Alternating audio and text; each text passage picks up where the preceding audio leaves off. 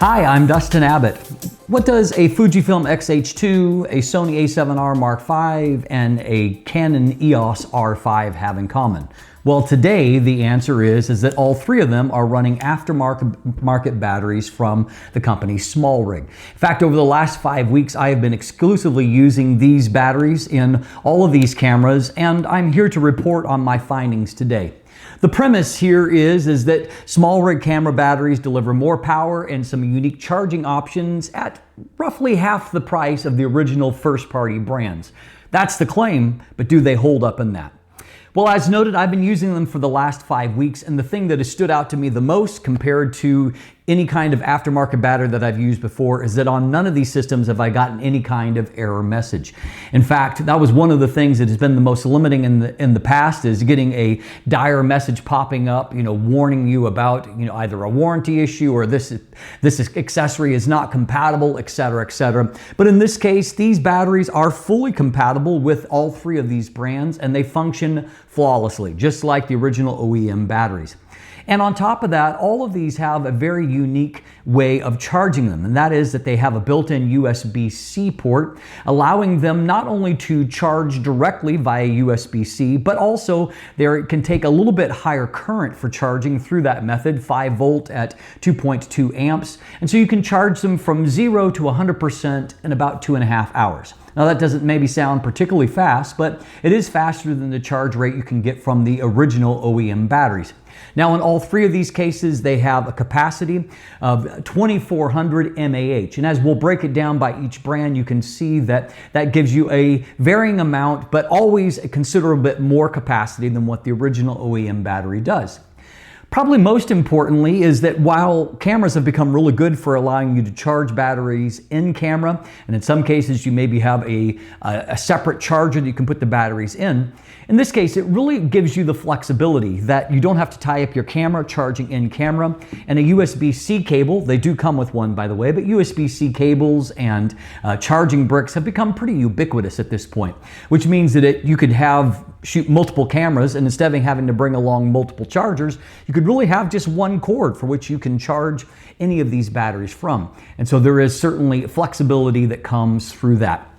So let's break it down by each one of these brands and see how they compare with price, performance, and capacity.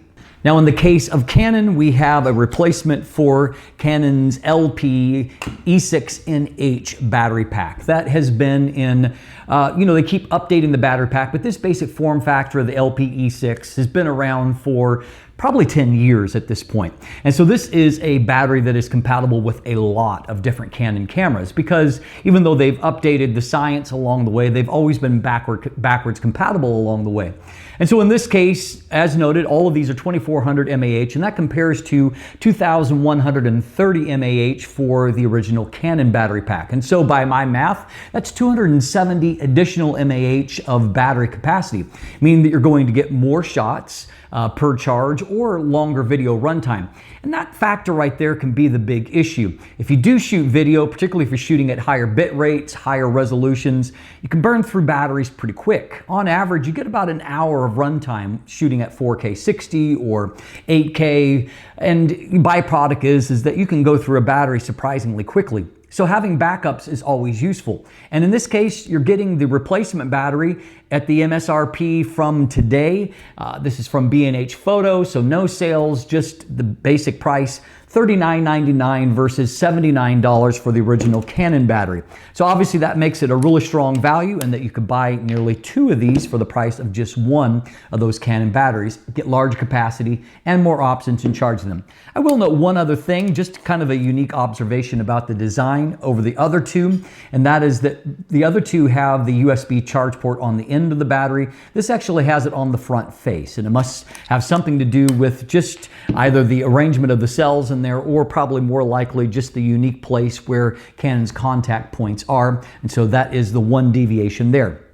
Now on Sony, we have a replacement for the NP-FZ100 battery pack that was debuted, I believe, on the Sony a7R Mark III and has been used in the majority of Sony's cameras since that point. So again, the capacity for the SmallRig is 2400 mAh. The Sony OEM battery pack is 2280. It's the largest capacity of these three, but still you're getting an additional 120 mAh, a few more shots, a little longer runtime. Now this is the most expensive of the three. It runs today $44.99. That compares to $78 for the original Sony battery. And so not quite as much savings, but obviously still giving you about $33 difference in price point. And so again, you could buy two of these for just $12 more than what you would pay for just one of the Sony battery packs.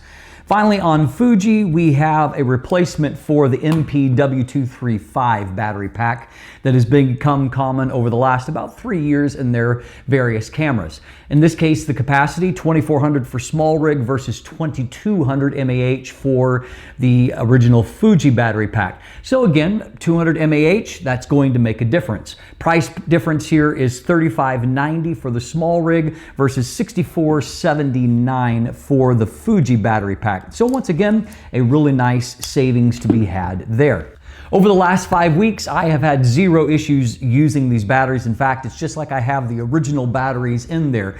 And while I haven't scientifically clocked in the runtime, I can tell that I'm getting at least as much, if not just a little bit more, in terms of the battery capacity that I'm accustomed to having at this point. And so I really don't see a huge downside. Obviously, I haven't used them long term yet and seen how they held up, but SmallRig does show some really impressive specs in terms of the design philosophy and the engineering in these. And over the years, I've used a lot of SmallRig products, and I've typically been fairly impressed with them all. So I feel great confidence in using these batteries going ahead, and they'll continue to be in my cameras as the main battery, and I'll use the original OEM batteries as backups as needed. I'm Dustin Abbott, and if you're interested in more information, you can check out the buying links in the description down below. Thanks for watching, have a great day, and let the light in.